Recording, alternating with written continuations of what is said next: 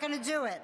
So that's why, on behalf of AARP's 750,000 members in the 5 boroughs, we want to help people be able to retire and continue to afford in what we consider the greatest city in the world. So I'm thrilled to be standing here as we announce the Retirement Security for All.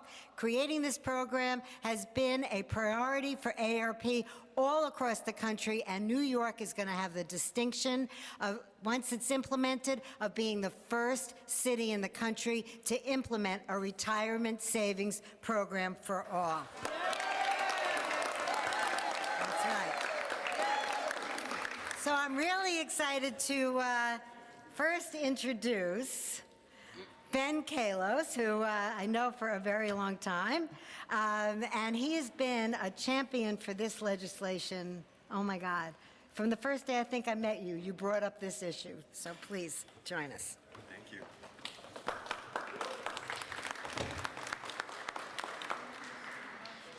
Good morning.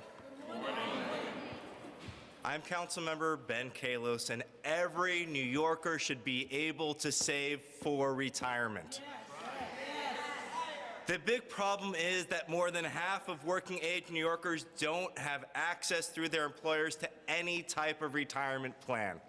641,000 New York households nearing retirement have less than $12,000 in retirement savings. Our nation is facing a retirement deficit of $14 trillion. And that's the difference between what people need to retire and what they've actually saved. Now, if you've watched John Oliver's Last Week Tonight, or you've tried to figure out your own retirement, you know that high fees mean that some retirement accounts will actually cost you more money than you might save. If you think figuring that out is tough, managing the plan and complying with the regulations can be impossible for employers, particularly small businesses. I share this as someone who's managed multiple plans. I'm a union-side labor lawyer who practiced employee retirement income security, ERISA law. I had the misfortune to work as an associate on the Delphi bankruptcy at Gorla, Kravitz, and Listhouse as we represented the International Union of Operating Engineers. I was horrified to learn that titans of industry like General Motors were able to spin off its failing auto parts factories in 1999 to Delphi, who in turn declared the largest Chapter 11 bankruptcy in history at the time, after a little over 5 years in 2005. Ostensibly, this arose out of a dispute with the United Auto Workers as they sought to get out of their pension obligations. I learned there was something wrong with our laws and the lawmakers behind them. Somehow, a person could work their entire lives for an automaker who somehow couldn't afford to pay their retirement. Meanwhile, that same automaker had millions to pay executives and then millions more for golden parachutes when those same executives ran the company into the ground in less than 5 years. All this while leaving their workers without the retirements they worked for their entire lives. These workers sacrificed so much to save for retirement, often trading raises at the collective bargaining table for the guarantee of a stable retirement. I knew that firsthand, and it made it worse. This is when I decided to go into politics. Working with Bill Samuels, I administered pension plans for 2 companies, and we realized why so few employers offered these plans. We began advocating for private participation in public pensions in 2012 through Effective New York.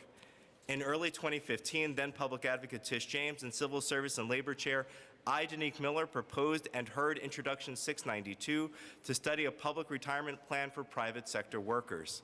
By the fall of 2015 and 2016, I worked with Mayor Bill de Blasio and James to advocate with the White House and through the rulemaking process around new rules promulgated by the Employee Benefit Security Administration, EBSA, of the Department of Labor that resulted in guidance on how states and cities could establish retirement programs for private sector workers. Mayor de Blasio has been a steadfast supporter of offering every New Yorker access to retirement, announcing his support in February of 2016.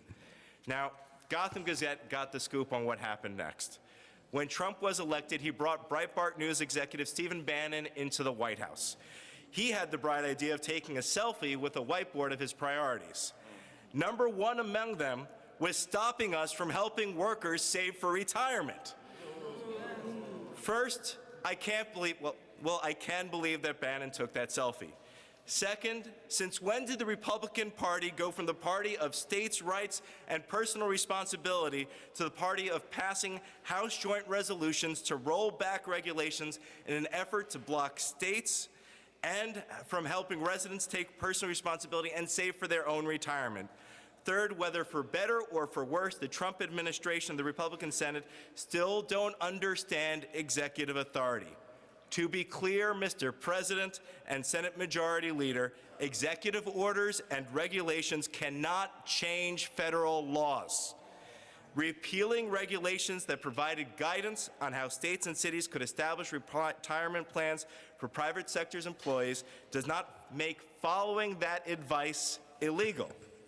So far, 10 states and 1 city have enacted government-sponsored retirement programs for private sector workers. In April of 2018, the state enacted legislation long carried by Assemblymember Robert Rodriguez in the budget as the New York State Secure Choice Savings Programs to provide employers that do not currently offer retirement savings to their employees with the option of offering a Roth individual retirement account managed by the state. A voluntary option is great, but auto-enrollment improves voluntary participation, even if it means that some people may opt or drop out of the program. You don't have to take my word for it. You can ask Nobel laureate Richard Thaler or New York City's own Teresa Ghilarducci or the mountain of research by economists on point.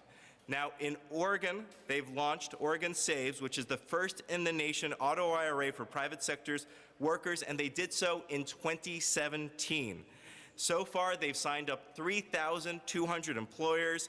They've established 50,000 accounts for new savers with a participation rate of 70% and $30 million saved in just 2 years with monthly contributions of $4 million a month and increasing. And did I mention that they're testifying here today? The legislation I've reintroduced with Civil Service and Labor Chair Ozzie Miller will do the following.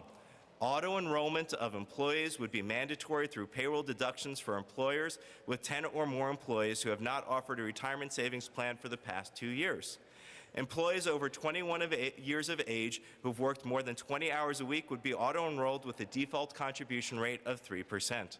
Smaller employers who have not offered these plans and independent contractors such as gig workers who do not have access to retirement savings would be able to join on their own. Employers would not contribute to the plan and there would be no cost to employers. The hearing is today and the time is now to pass this legislation. Every New Yorker must have access to retirement savings so that they can one day retire. Thank you.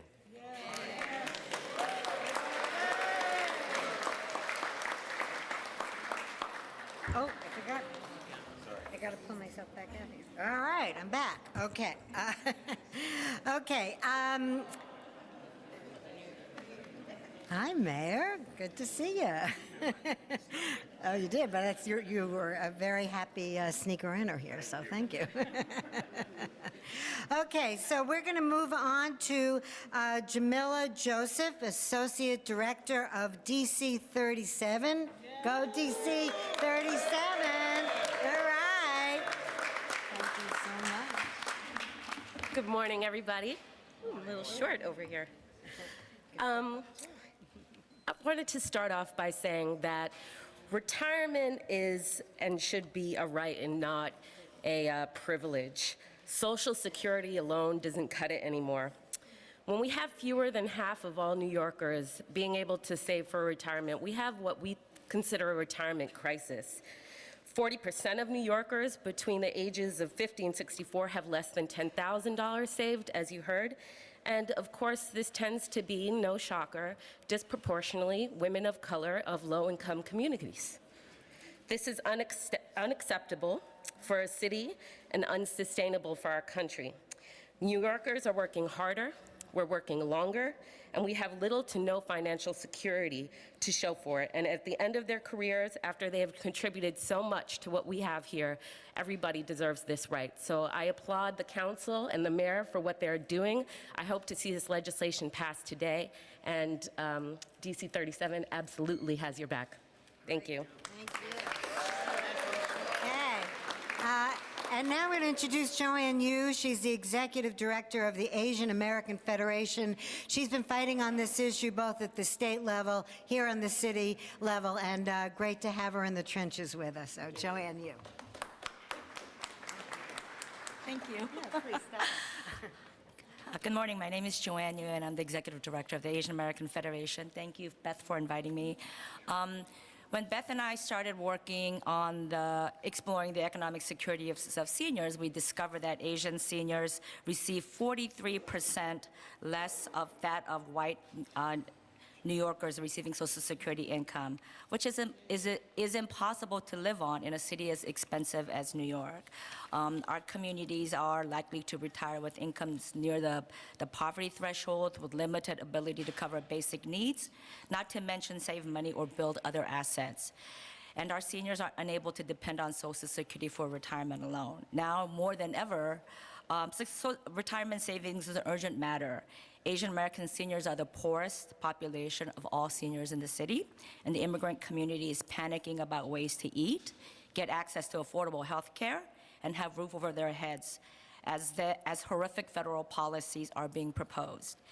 As more and more policies start to chip away at the very survival of our seniors, we have to explore ways that low-income New Yorkers and immigrants can enter the workforce where they can start to save for retirement, as there's a chance that these safety nets that we used to depend on will be taken away to implement horrible, oppressive policies that punish the poor. So as we think about retirement, we also need to discuss how we can create good-paying jobs and how we can get people to those jobs so they can have enough financial resources to cover living expenses and to start saving for their retirement. We are all committed to finding ways to make it easier for communities of color and all New Yorkers to save for retirement, and look forward to working with City Council and the Mayor's office to make this happen. Our seniors deserve to live in dignity. Thank you. Thank you, Joanne.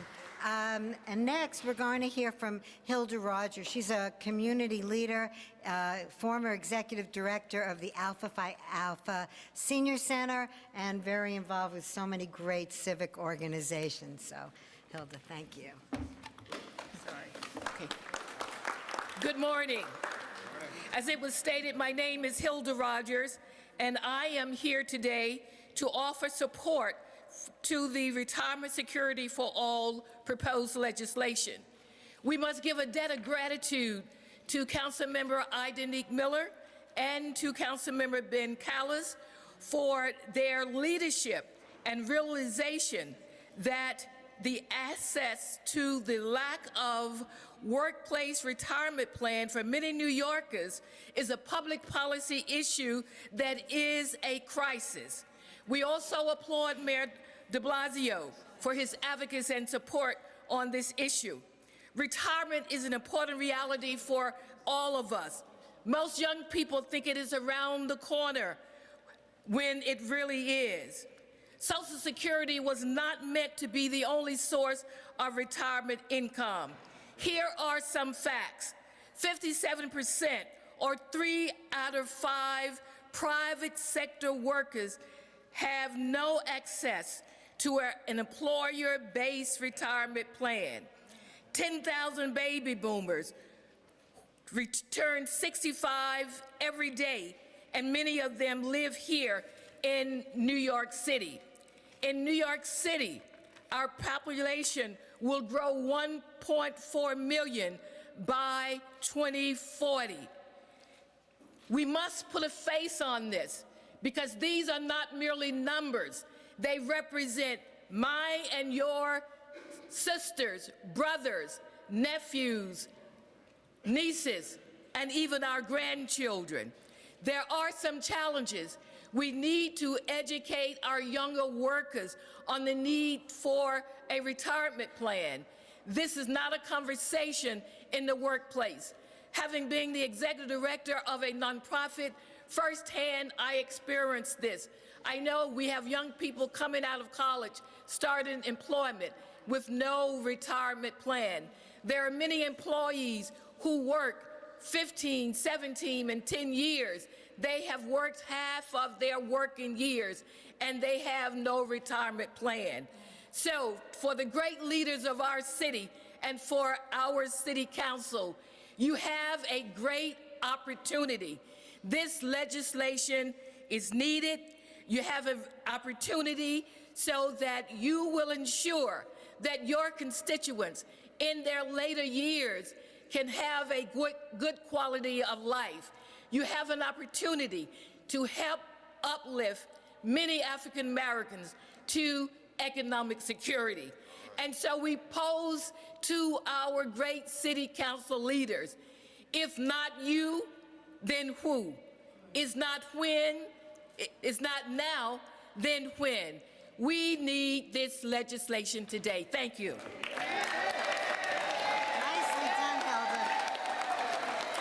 Hilda. Okay, and we've now been joined by Councilman Miller. Thank you so much for joining us, and like to join us up here. And we'd love to hear from you because I know you've been a driving force of this. So thank you so much, sir. Good morning, and it's tough to follow my neighbor and constituent there, Ms. Rogers, because she's really spoke truth to power. But I think we are all here because we recognize that fulfilling the goal of retirement is fast becoming a lost tradition in America, and that the next generation stands to inherit less security and a less secure financial future than any that came before them. The outlook is especially bleak for communities of color whose households have seen their wealth plummet by nearly 50% over the past 3 decades. Working families desperately try to keep pace with the cost of living, but the lack of means and direction to avoid falling into poverty in later years has eluded them. Since 2009, more than 2 million New Yorkers didn't participate in employer-sponsored retirement plans simply because it was not offered to them. In 2016, only 3 years ago, nearly 33% of the city's private sector workforce, aged 25 to 64, were participating in workplace retirement, and that has dropped from 40%. And in 3 years, we've seen nearly a 7% plummet in that as well. So our retirement security for all legislation will help more than half of our city's workforce, including those of color whose households value is less than zero, set aside a portion of their earnings so that they can begin to lay a foundation for a stable future. This bill, our bill, this legislation 901, would create a board that will be responsible for implementing the city's run savings plan, educating employees and employers on how it works, and conducting outreach to communities on how important this benefit is. I'd like to thank Mayor de Blasio for embracing this bold proposal, and I'd like to also thank Councilman Kalos for his leadership, and AARP and the other advocates that are here. This is so absolutely critical. As Ms. Rogers said, the time is now. We need to do it now, and I look forward to working with each and every one of you. So I'm looking forward to also getting upstairs and making sure that this hearing is underway, that all of our voices are heard, that we can move this. Thank you so much for everyone for coming out. Thank you for moving this legislation. Okay, and now we're going to hear from a worker who's been struggling for how they can save for retirement. I'd like to introduce Ozzie Lynch, thank you, Ozzie. So I don't think you're going to need the step, but maybe you will. Thank you. All right. All right. We're kicking in. All right, there we go. Good morning, everyone. Good morning. My name is Ozzie Lynch. I'm a native New Yorker born in Harlem, raised in the Bronx. I have a fiance and 6 children, Naima, Ashanti, Javaris, Johnasia, Anze, and Tion. I've worked ever since I was a teenager. Now I'm 49 years old, and I'm speaking to you today as someone who wishes they could have started saving for a retirement plan 30 years ago. Right now, I'm in commercial carting. It's a tough job. On a typical day on my route along Fordham Road in the Bronx, I'm out hauling cardboard onto a truck. In a single night, 2 of us can pick up anywhere between 100 and more bales a night, adding up to about 14 to 16 tons of cardboard. Over and over, night after night, you come home physically exhausted. It's worth it because I can support my kids and put food on the table. But it only gets tougher and tougher to do the job as you get older. I know I can't do this job forever because my body won't allow it. And I worry, who is going to take care of me? I don't want to work until I die. And I don't want to be a burden on my kids. And I want to be able to take care of myself. Retirement should be for everybody. Not just for people who work in offices here in Manhattan. Not just for people lucky enough to have a pension. We need a new law. We need a retirement system for everybody, for people like me. That's why we're going to fight for universal retirement. And we're going to win. Thank you. I'm now proud to introduce our mayor, who joins us in this fight, Bill de Blasio.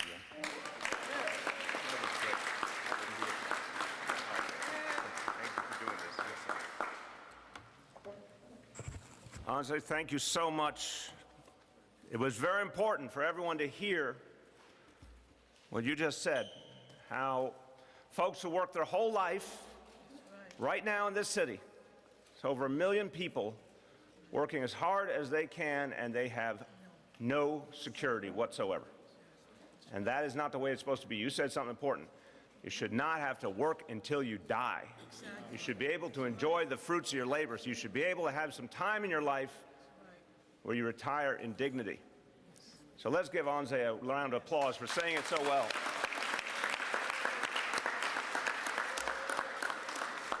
And I know that Danique Miller has to go up and chair the hearing, so I just want to say one quick thing about him before he has to leave, and also about Councilmember Ben Kalos. These 2 council members are leading the way.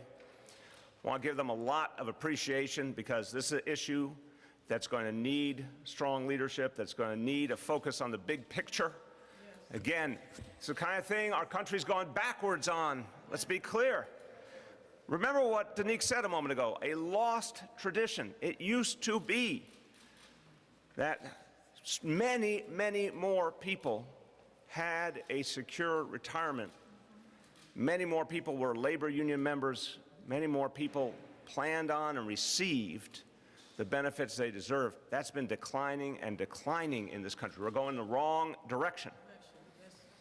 And once again, it's important for this city to lead and for us to reach those 1 million New Yorkers who right now are living with a lot of insecurity.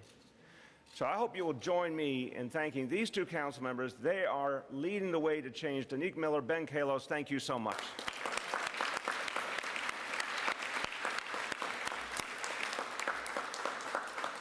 I want to thank also the members of my administration. A number of members of my team have been working on this for quite a while to get it right.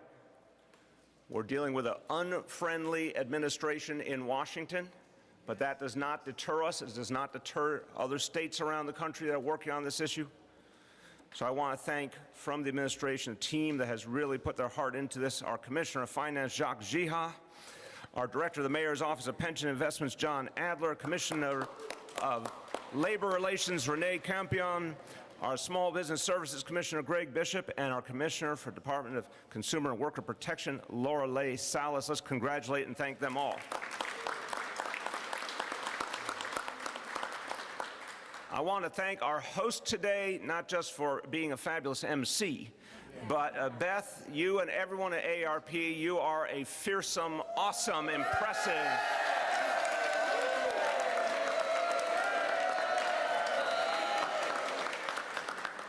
Beth, I hope you'll agree with me when I offer this concept. Don't mess with AARP. Okay? So, thank you for your leadership. And our colleagues who spoke earlier also don't mess with the might of DC 37 AFSCME. Thank you, Jamila Joseph. Thank you, Joanne Yu. Thank you, Hilda Rogers. Thank you to everyone who's here. Also from another great union, RWDSU. Thank you so much for everyone who's here. So a lot of people have gotten it that we have to do something very, very different. And we're going to do that together. So I'm going to ask you some quick questions, everybody. I know it's Monday morning, but you can do this. You ready? Yes. Do working people keep this city running? Yes. Do working people make New York businesses thrive? Yes. Do working people support their families, pay the bills, keep food on the table? Yes. Do working people deserve to enjoy a secure retirement? Yes. You have answered the quiz correctly. So you get a secure retirement. I thought that was obvious. So the idea, one job, that's right. One job should be enough. Let's get clear about this concept. If someone works all their life, works hard, they should not need to have a second job or a third job. Someone works hard, they should not have to wonder if they could possibly survive in retirement. And yet that is reality today here in New York City, all over this country. I talked a lot about over the last months putting working people first. Here is an example. Giving people retirement security means we actually respect the people who do the work. Yes. Imagine that, respecting the people that make everything possible in this city, in this country. But that hasn't been the case for a long, long time. And I want to tell you a very personal story that this happened back in the 1980s. My mom had worked her whole life. For most of my upbringing, she was a single mom. But she always managed to keep it together. She always managed to take care of us, and she retired. And literally out of the blue, one day, no warning, she received a letter. And the letter said that her pension had been canceled. Wow. Private sector company, not a unionized position, and her pension had been canceled. And there was nothing she could do about it. And I remember talking to her, someone who had done everything right in her life, and she felt confused, she felt scared, she felt absolutely powerless. And she found a way going forward to make things work, but it wasn't easy. And I have to tell you right now, we have people all over this city who are right now living that fear, living that anxiety. They're retired and they don't know if they're going to be able to make it. Or they're working and they don't know if they'll ever be able to retire. This is not what we signed up for, everyone. This is not the American dream. And the greatest city in the world, we have to do better. Right now, fewer than half of working New Yorkers have access to a retirement plan. And that's not acceptable. So we have to end the day where folks wake up in the morning getting ready to go to work and wonder if it's going to matter, wonder if it's going to be enough, wonder what the future brings, and fear what the future brings. We have to end that. We have to create a day where people actually know their job was enough to live on, one job enough to live on, and a retirement they can depend on. And this legislation is absolutely necessary. And I want to say this city council has been absolutely extraordinary in terms of their focus on working people and moving things forward for this city. And we have worked hand in hand every step of the way. One of the first things we did in the administration with the city council was paid sick leave to make sure folks did not have to choose between going to the doctor and a day's pay.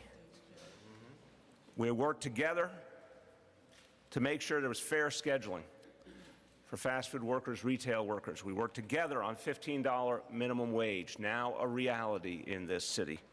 We are going to work together in the coming months on paid personal time off to do in this city what they do all over the world, to make sure that working people actually get a guarantee of some vacation time each year.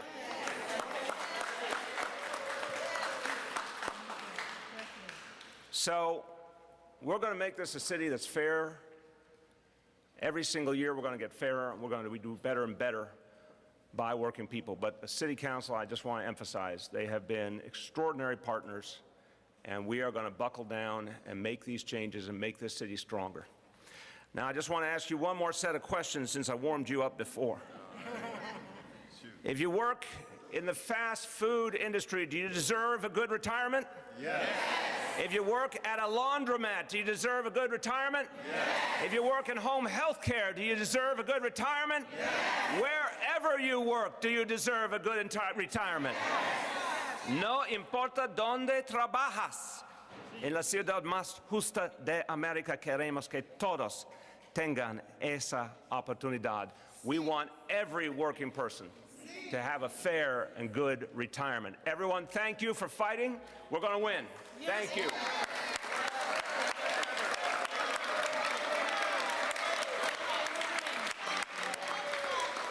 Wait, we'll get your height back. Please. Beth is going to be tall again. Mi Paquito. Okay. So let's just remember, you know, we're talking about the value to workers, but I want everyone to remember this is also a value to the businesses of New York City, because when people are able to have a secure retirement, middle-class people retire, they don't take their money and take it offshore, folks. They spend it right in their neighborhoods and communities, at their bodegas, at their dry cleaners, at their drugstores, etc., and they pay their taxes, right? And so it's important for our city and state tax coffers, but it's really important for the economy of New York City. People 50 plus contribute to New York City economy $70 billion every single year. So it's up to all of us to make sure that they want to stay here and they can live comfortably here. And we at ARP believe that this is one of the cornerstones. This retirement savings for all is one of the cornerstones to make sure that happens. I want to say two more things. People who can retire and can save in the workplace, and it's automatically taken out of their paycheck, which this bill does and is so significant, they are 15 times more likely to save for their retirement. Okay? And then the last thing I want to say is communities of color, as Joanne you spoke about before and Hilda also spoke about, they are suffering more. Their savings are less and their job security is less. And we cannot tolerate this in this city, and we never have. This leadership, the mayor, city council, they're not going to tolerate it. So this is the way we all come together and we make sure there is an even playing field for all New Yorkers to retire with dignity. So I thank city council people, and I thank our mayor, and I thank all of you for caring. Thank you.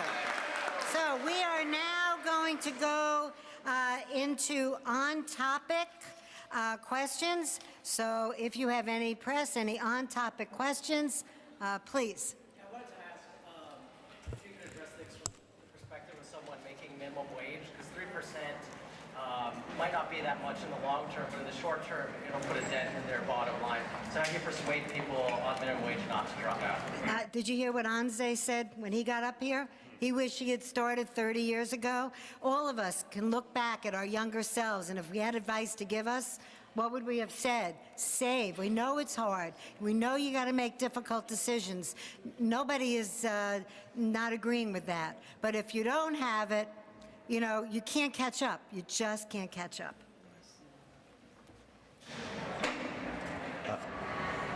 We posed the same question to Oregon Saves, where they've already launched the program. What they found is they have the highest participation rate amongst low-wage workers, particularly in the restaurant industry, and it provides an opportunity that people can actually save. The average contribution is actually $122 a month, which is actually substantial. They have a very low opt-out rate. 70% of the people are participating. They also did an additional study to see, did this increase people's credit card debt? Did it force people to fall behind on mortgage payments? And what they found was that there was no effect on debt or mortgage payments, that this is working in Oregon and it's something that we can be doing here and will actually help the community. I think you said that there's no cost to employers, so Correct. what's the cost to the public if the city is managing this? And then a question for the mayor. The fees will come from the investments. It will be low fee, so no cost to the employers. They just do the payroll deduction just like all the other payroll deductions. And for the city, it's not really a cost for us other than just getting the initial setup. Oregon is already self-funding 2 years in. So the great thing is when you're managing money, that money generates income which can be used to administer the funds, and here we'd just be doing a low fee. Mr. Mayor, you had a similar rally on this back in 2016. I'm wondering why we're still talking about it 3 years later. There was an election in between. I don't know if you heard about it. The Obama administration Labor Department was working with us, working with states and cities around the country, and then the election changed everything, and we had to reset the strategy, which we have done. On your previous question, exactly what the council member said, there's a small initial startup cost to the city. We are still working to perfect what that dollar figure would be, somewhere between $1.5 million and $3 million a year for the first 3 years. But again, a very small cost in the scheme of the city budget and, as you said, a program that will be self-maintaining. Yes? Actually, so when the Trump administration came over, it's my understanding Congress passed something that would prohibit or restrict municipalities and states from moving forward with these types of accounts. And the law hasn't changed, so why are you now confident that this is legal to do? Let me offer to John Adler, very speedy John Adler. Saw the pitch coming. Someone worked out this morning. Okay. So the law didn't change. What happened was the Obama administration passed a rule that said that states and cities could do it, but it was always the understanding that the existing law would not prohibit it, would allow it. And so when the Republicans in Congress and Trump rescinded the Obama regulation, the law still remained unchanged.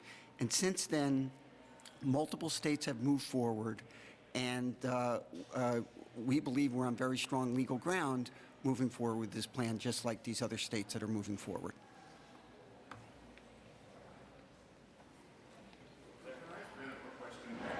How would the timetable on this work? And also, if a company decides to do this, do they have to let the employees vote to go ahead and do this? Or does the company just do this on their own and mandate the 3% deduction on every employee? So this is an auto-enrollment IRA, and the concept is that once the company enrolls, all the employees are notified, and depending on the administrative framework, in Oregon, they enter in the information for the employees, the state reaches out. So in this case, similar model, we would likely reach out, set up the auto deduction for them, and get them into the system. So when would this happen here in New York? As soon as possible. What I would say is we have the hearing today. We're going to go upstairs with the 75 or 100 folks and let folks know why this is so important, and my goal is to work with everyone here. And if you can reach out to your local council member and say, I want to save for retirement, sign on to the Retirement Security for All legislation and work with Mayor de Blasio. We need to get it passed, and we could roll it out particularly quickly. Is the contribution variable, or is it simply 3%? It is a automatic 3%. There is a trend nationwide. There's a nationwide trend to actually set a 5% default with an auto increment increase. However, right now it would start with 3%. Once in, they've done a lot of studies, and I think more than half just leave it at the default. But there's a small population that will go in and change the number either south or north. Actually, more people increase their deductions, and people would have complete control out of it. And if at any point they wanted to, they could just opt out. It's voluntary from the beginning. Yes. Who exactly will administer this? And it also makes me wonder, since retirement's like a really big business, have any private retirement companies approached you about getting involved with the savings, trying to invest them, that kind of thing? Yeah, so the plan would be administered by a board appointed by the mayor, but the likelihood is that the actual day-to-day administration would be carried out by a private third party that the board hires to run the program. That's what's being done in the other states. Is there like For proposals? How Yes, can you do that? exactly, through a request for proposals. Any names who might be on the table? There's a whole large group of companies out there that run, that are third-party administrators that run these types of retirement plans. Why not have the city controller do it, considering he already manages the pension funds, and I think he's an expert at that time? Well, so actually, the most analogous situation in New York City is the deferred compensation plan, which is run by the Office of Labor Relations, which uses a third-party administrator to manage accounts for about 200,000 city employees that voluntarily put money into these defined contribution accounts. Mr. Mayor, can I ask you, if you want to add? I'm good. Hold on. He's around. Yes. I was curious why you wanted to go forward with this, with a rally, and sort of have this political push when paid personal leave is still sort of kicking around. Where what, please? Paid personal leave is still... Oh, because we can do a lot of things at once around here. There's a hearing today. The council member, his bill, Denique Miller's committee, they're ready to go, and we're ready to go too. This is something we think is necessary. This is a very aggressive city council. I give them a lot of credit. They've done a lot. A very, very active city council. So we're going to be able to work on both these things at once. Been sort of lobbying around with some of the members. Seems to be only 4 co-sponsors at this point. Is that something you're looking to do? Oh, we'll certainly be talking to members. I mean, again, the lead sponsors and the committee chair are going to be owning this very powerfully. We're going to help in every way we can, working with them. But one, I believe the pure common sense of this will win the day, right? You're creating a voluntary system that helps people save money so they have a secure retirement. We've got over 1 million people don't have that right now, who want it, who need it. Does not cost small businesses, does not create a burden for them, only creates opportunity. Anyone who doesn't want to do it doesn't have to do it. So it's talk about win-win. Was that a win-win? Yes. The people have spoken. But second, again, I think this is a city council that's very sympathetic to these ideas. But in terms of extra energy, extra focus, I have AARP here with me. They're very good at creating extra energy and extra focus. So no, I'm confident this is a good idea, and members will feel that. And you know, Ben knows best his own colleagues, but I think there's going to be a desire to move quickly. Okay, on this topic, anything else? Right. So employers can't opt out of this, and it's what, 10 employees? What are the? Height challenge. Employers can offer their own retirement plan at any time. And so that's how they would opt out. So essentially an employer, and we would welcome that, employers to begin offering their own retirement plan. If they don't choose to do that, then they would enroll in this city's plan. So you have to, Rich, the bottom line is there has to be something. Wherever you work, there has to be some kind of retirement plan available. That's just common sense, but it's not the reality here. It's not the reality all over the country. You got to establish this notion. I think what Denique said was so positive. There was more of a tradition of actually taking care of people's retirement. And once upon a time, Social Security went a lot farther, too. You know, so we got to get back to the notion of protecting people's retirements. It should be everywhere.